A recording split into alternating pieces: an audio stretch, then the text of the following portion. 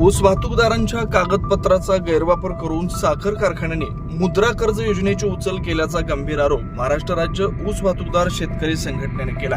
या प्रकारामुळे वाहतूकदारांचं सिव्हिल खराब होऊन अनेकांना आर्थिक अडचणीला सामोरं जावं लागतंय, असा दावा करत संघटनेनं आजपासून आंदोलन सुरू केलंय। मागण्यांची दखल न घेतल्यास यंदाचा गळीत हंगाम सुरू होऊ देणार नाही, असा इशारा संस्थापक अध्यक्ष राजगुंडा पाटील यांनी दिला। ऊस वाहतूकदारांच्या मागण्या नाही मान्य झाल्या तर यावर्षी आम्ही सीझन चालू करून देणार नाही।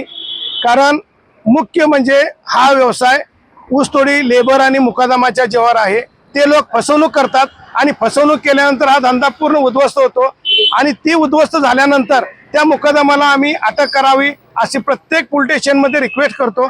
त्याला अटक झाल्यानंतर कोर्टाने त्याची 70% रक्कम भरून घेतल्याशिवाय जामीन होऊ नये आणि जामीन घेताना कोर्टाच्या एरियातीलच जामीनदार घ्यावा, म्हणजे तो परत तारखेला येईल।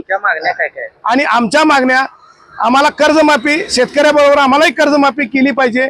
जर ट्रेझरीवर बोजा नसेल, टाकून घ्यायची नसेल तर या फसव्या मुकदमाच्या इस्टेटीवर बोजा चढवावा आणि आमची कर्जमाफी करावी।